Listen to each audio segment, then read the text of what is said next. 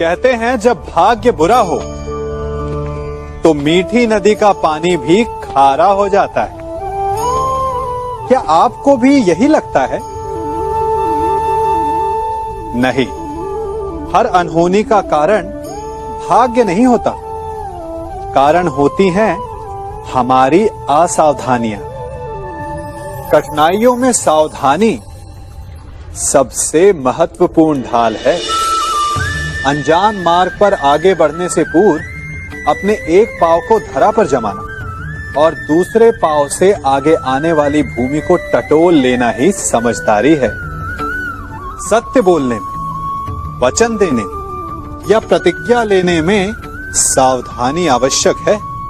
अर्थात सावधानी का अर्थ है पहले भविष्य का आकलन कर लेना। यदि घर की नींव डालने में असावधानी बरती जाए तो इमारत चाहे कितनी भी सुंदर क्यों ना हो, वो ध्वस्त हो ही जाती है। इसीलिए सुरक्षित भविष्य का आधार है वर्तमान में बरती हुई सावधानी। क्योंकि भविष्य में क्या होने वाला है ये आप जान नहीं सकते, परंतु उससे बचने के लिए सावधानी की ढाल का प्रयोग अवश्य कर सकते हैं। मनुष्य का सबसे बड़ा गुण यह है कि वो सदा अथक परिश्रम करता है और मनुष्य की सबसे बड़ी त्रुटि यही कि वो सदा छोटा मार्ग चुनता है। कदाचित इसीलिए वो वरदान चाहता है, कदाचित इसीलिए वो श्राप से भय खाता है। परंतु जय विजय हानि लाभ की भांति ही श्राप और वरदान केवल भाव मात्र हैं। कब कौन सा वरदान श्राप बन जाए और कौन सा श्राप वरदान में सिद्ध हो जाए, ये केवल मनुष्य के कर्मों पर निर्भर करता है।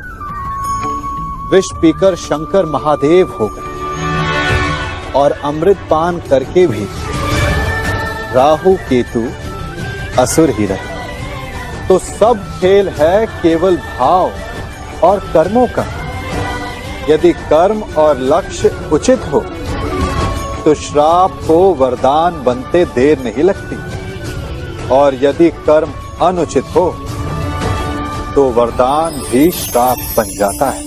कभी चुंबक को देखा है कैसे वो लोहे की ओर आकर्षित होता है और कैसे वो लोहे को अपनी ओर आकर्षित करता है? चूंकि उसके स्वभाव में ही आकर्षण है। हम सबके भीतर भी एक ऐसा ही चुंबक होता है, विचार का चुंबक, जो सदा अपने ही जैसे विचारों को आकर्षित करता है। हम जो बोते हैं वही काटते हैं। उसी प्रकार हम जैसा सोचते हैं वैसा ही पाते हैं। साधु ईश्वर का नाम जपता है तो उसे ईश्वर मिल जाता है। अर्थात फल हमारी सोच पर निर्भर करता है। ओस की बूंद यदि केले के पत्ते पर गिरे तो वो कपूर बन जाती है, सीप में गिरे तो मोती, और यदि विषधर के मुख में गिरे तो विष। बूंद एक है परंतु उसके प्रारब्ध भिन्न है, क्योंकि उसे आकर्षित करने वालों का व्यवहार भिन्न है। इसलिए यह आप पर निर्भर करता है कि आपको भविष्य में विष चाहिए या अमृत। स्मरण रखें, हम वही बन जाते हैं जैसा हम सोचते हैं, जैसा विश्वास रखते हैं। यह आपका विश्वास ही है जो ये निर्धारित करेगा कि आपको विष मिलेगा या अमृत। इसलिए अपनी सोच को सुदृढ़ रखिए, सकारात्मक रखिए, और फल भी सकारात्मक ही आएगा। जब मेघ छाते हैं तो क्या होता है? अंधकार छा जाता है। मेघ गरजते हैं, बिजलियां कड़कती हैं, वर्षा होती है। सभी पशु अपने आश्रय स्थल पर जाकर छिप जाते हैं। मनुष्य अपने घरों की ओर दौड़ते हैं और सभी पक्षी अपने घोंसलों में जाकर छिप जाते हैं। परंतु एक जीव है जो गरजते मेघों को, कड़कती बिजलियों को, भारी वर्षा को भी हरा देता है, वो जीव है बाज, क्योंकि वो समस्या की जड़ों से ऊपर उड़ता है। वो गरजते मेघों से, कड़कती बिजलियों से, भारी वर्षा से, इन सब से ऊपर। यही अंतर है हारने वालों में और जीतने वालों में। ये युद्ध हार और जीत का नहीं, समस्या और सोच का है। यदि आप अपनी सोच को छोटी रखेंगे तो समस्या बड़ी हो जाएगी, और यदि आप अपनी सोच को बड़ी रखेंगे तो समस्या छोटी हो जाएगी। मनुष्य जीवन की परीक्षा में सफल होने के लिए क्या नहीं करता? वो परिश्रम करता है, दौड़ भाग करता है, और ये सब करने के पश्चात भी जब उसका काम नहीं बनता तो वो नकल करता है ना? तनिक लौटिए अपने बचपन में, स्मरण कीजिए अपने बचपन की स्मृतियों का। क्या स्मरण हुआ? विद्यालय में जब आप परीक्षा देने जाते थे तो क्या होता था?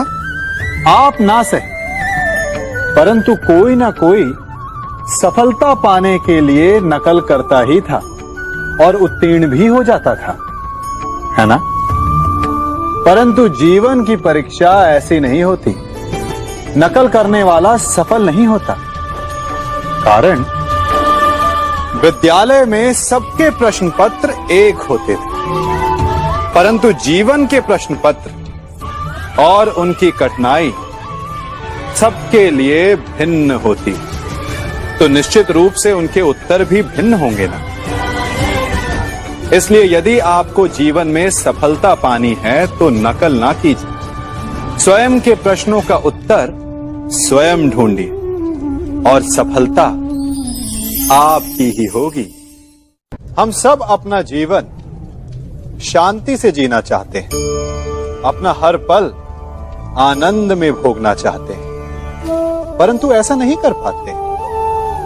कारण क्या? कारण है समस्या का? क्या हमारे शत्रु इसका कारण है, या हमारे उत्तरदायित्व, या फिर समय की कमी? नहीं, कारण है हमारा भय। ये भय कि कोई क्या कहेगा, हमारे विषय में कोई क्या सोचेगा, है ना? हम स्वयं जीते हैं, स्वयं मरते हैं, तो फिर जीते समय संसार की चिंता क्यों करते हैं? हाँ, संसार का अहित ना करें, ये बात अवश्य ध्यान में रखने योग्य है। परंतु संसार के सोच की चिंता करके स्वयं का जीवन नष्ट कर, ये कहां तक सही? जब आप आनंद में नाचें तो ऐसे नाचें कि जैसे आपको कोई देख ही नहीं रहा है। जब आप गाएं तो ऐसे गाएं कि आपको कोई नहीं सुन रहा। स्वयं को संसार समझें और इस धरा को स्वर्ग समझें। यदि अपने जीवन में आप 4 पल भी ऐसे जी पाएं तो आपका जीवन सफल हो जाए।